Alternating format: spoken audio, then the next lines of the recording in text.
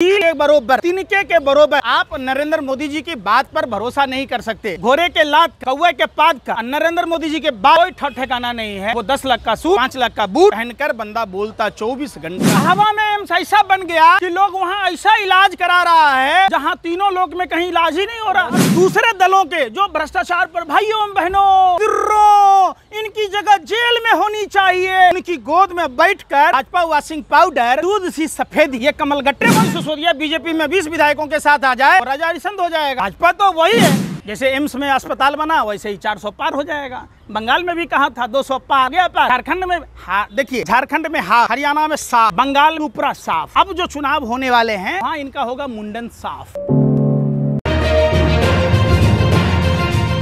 इसके क्रांतिकारी योद्धा जिन्होंने देश को आज़ाद कराया, आपको पता होगा राष्ट्रपिता महात्मा गांधी को रावण बताया था और उनके दस्तर के रूप में मौलाना अब्दुल कलाम आज़ाद, सुभाष चंद्र बोस, सरदार पटेल जैसे सरीखे लोगों को उन्होंने रावण का दस्तर बताया था।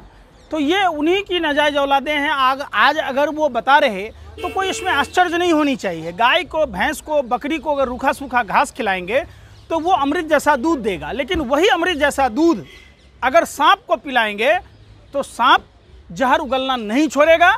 ये उसी सपोले के बच्चे हैं जिन्होंने देश के क्रांतिकारी योद्धाओं को, राष्ट्रपिता महात्मा गांधी को रावण कहा था।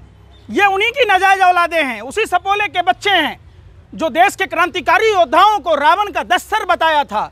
तो कोई नई बात नहीं है। आज के राहुल गांधी को अगर बताया तो कोई इसमें आश्चर्य की बात नहीं है।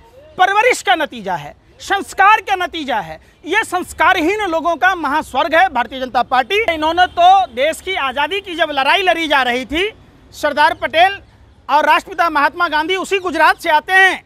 इन्होंने उनको अपमान करने में नहीं कोई कसर छोड़ी। तो आज राहुल गांधी जी को अगर अपमान कर रहे हैं तो इसमें देश को कोई आश्चर्य थोड़े न है। देश हल्के में ले रहा है भाजपा के लोगों को कि भाजपा के लोग इतने गिरे हुए हैं जिन्होंने राष्ट्रपिता महात्मा गांधी को रावण कहा था। आज हैं जो उनकी आइडियोलॉजी को मानते हैं वो राहुल गांधी को मान रहे हैं। तो इसमें फ़र्क क्या है? सांप का बच्चा तो सांप ही होगा ना। सांप का बच्चे से आप अगर उम्मीद करेंगे कि वो जहर के बदले में अमृत उगले तो ना। बीजेपी को अगर एक बात बताइए, आप लोग रोटी खाते हैं या गोबर खाते हैं? सही बात बता दीजिए। अगर टक्कर में नहीं है तो जो चुनाव आयुक्त की प्रक्रिया को बाधित करने के लिए अध्यादेश क्यों लाया? आप एक बात बताइए। और दूसरे दलों के जो भ्रष्टाचार पर भाइयों बहनों, मित्रों, इनकी जगह जेल में होनी चाहिए। उनकी गोद में बैठकर भाजपा वॉशिंग पाउडर, दूध सी सफेदी, ये कमल गट्टे बोलेंगे।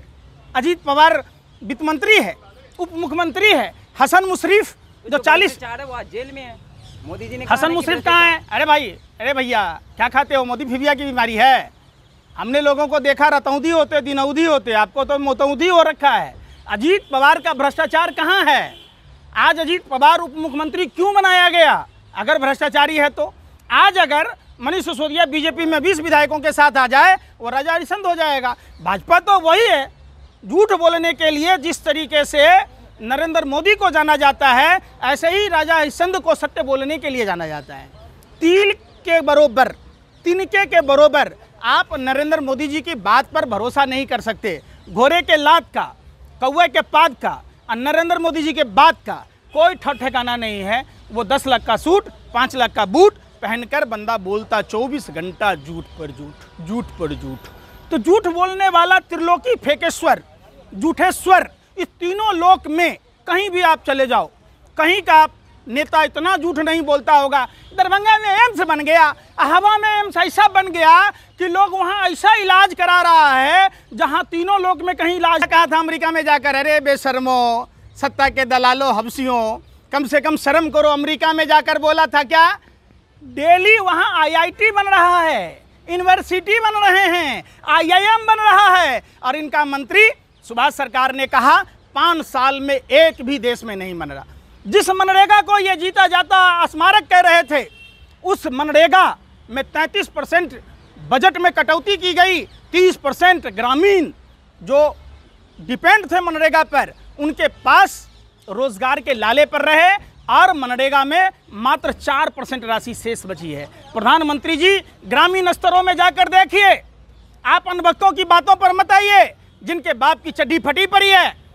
सब खुश है। अरे सुन दो लो, वही कह रहा है मोदी मोदी मोदी, चिल्ला रहा है, बाप की चड्डी फटी पड़ी है, घर में चूल्हे नहीं जल रहे हैं, वो मोदी मोदी मोडीफिबिया की बीमारी है। तो क्या है, आप समझिए, ऐसे लोगों की बातों का दिमाग में मत लाइए। आप अगर ऐसा है तो कहिए प्रधानमंत्री जी को कि भाजपा के जो अनभक्त हैं उनके लिए सिलेंडर 2000 रुपये का अगर एक आदमी खरीदने वाला मिल जाए तो आप बता देना। जो आम आदमी है, जिसको 2014 में 400 का सिलेंडर मिल रहा था, उसको उसी रेट पर दे दीजिए, पता चल जाएगा ना, दूध का दूध पानी का पानी हो जाएगा।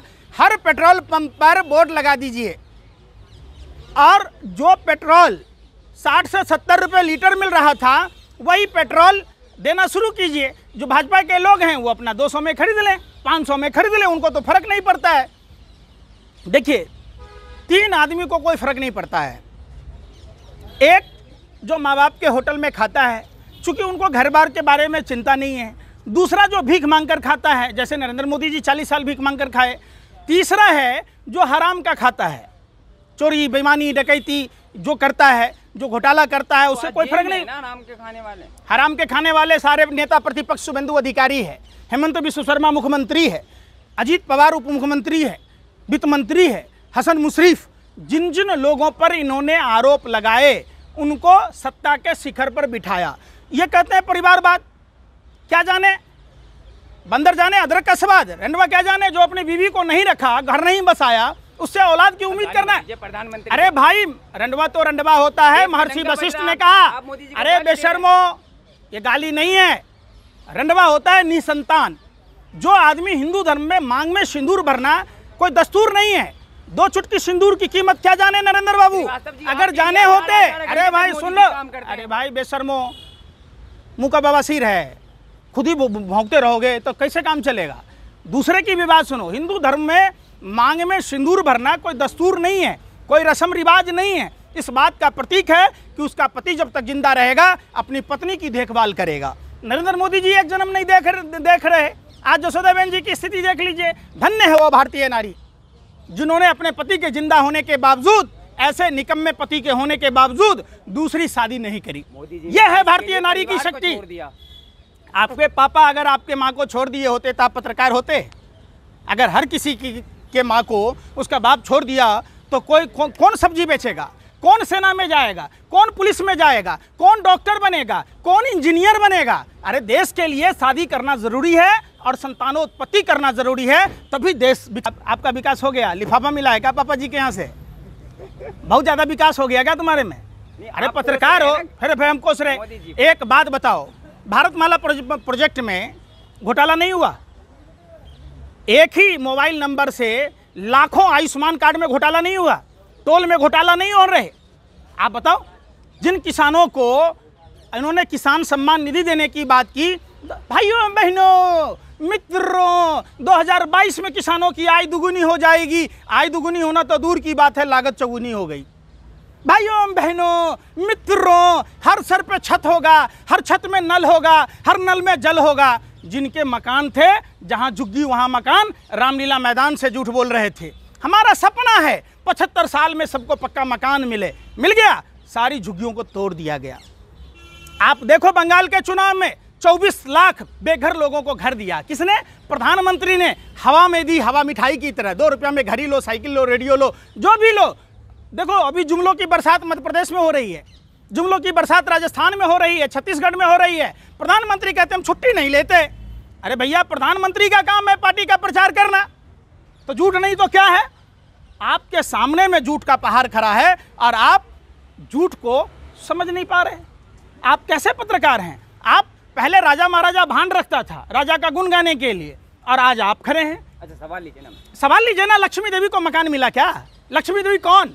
लक्ष्मी देवी केवट समुदाय की विधवा बहू, जिस प्रभु श्री राम ने हम सब हिंदुओं को भव से सागर पार कराते, उस प्रभु श्री राम को नदी पार कराने वाला। मिल जाएगा, मोदी जी ने कहा ना। अरे भाई बेशर्मो, मौका दे दीजिए। अरे बेशर्मो, बंगाल का चुनाव कब हुआ बता तो दो। कब हुआ? बंगाल चुनाव में ब्रांड एम्बेसडर बनाया था। कश्मीरी पंडितों को देखो उजाड़ दिए गए। अभी जाके उत्तर प्रदेश में देखो, दीक्षित परिवार को जिंदा जला दिया गया बुलडोजर चलाकर। वो हिंदू नहीं है। बैन मनीषा हाथरस की घटना हुई, वो हिंदू नहीं है। देश की पहलवान बेटियां, अरे वे बेशर्मो, जब तुम्हारे माँ बहन बेटियों के साथ होगा तब समझोगे कि असुरक्षित है। कब आंखें खुलेगी तुम्हारी? वाले सुरक्षित नहीं है, थाना में मारे जा रहे, पीटे जा रहे भाजपा सांसद के द्वारा, वो ना दिख रहा? अंधे हो? तो ले लो 108 दाना की माला। कौन सी माफिया? आज भी रजा भैया घूम रहा है, आज भी ब्रजेश सिंह, नेपाली सिंह, सिपाही सिंह आज भी है। कहो कि कहाँ कांप रहा है? उसको तो इतनी कपप्पी लगी हुई है कि कंबल ओढ़े हुआ है। किसी का मजाल नहीं है जो FIR तक दर्ज करा दे देश की पहलवान बेटियों के साथ। दिल्ली पुलिस ने खुद स्वीकार किया था कि जब जब मौका मिलता था ब्रजभूषण सिंह छेड़खानी करता था। कह दो आप 1000 पार, जैसे एम्स में अस्पताल बना वैसे ही 400 पार हो जाएगा। बंगाल में भी कहा था 200 पार, हो गया पार। झारखंड में देखिए, झारखंड में हाफ, हरियाणा में साफ,